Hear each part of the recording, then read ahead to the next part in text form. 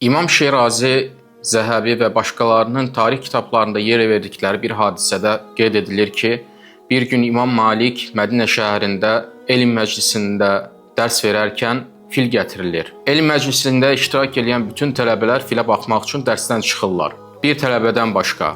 Bu tələbə də Əndəlüsdən Mədinəyə gəlmiş İmam Yəhya bin Leys. İmam Malik ondan niyə sən də dostların kimi onlara qoşulub filə baxmağa getmədin deyə soruşduqda o belə cavab verir. Mən fil görməyə deyil, İmam Malikə görə gəlmişəm. İlin savab baxımından ən bərəkətli ayı olan Ramazan ayındayıq. Bu ay daha çox ibadət etmək və xeyir işlər görmək ayıdır. Bu ayda insanlar iki qismdir.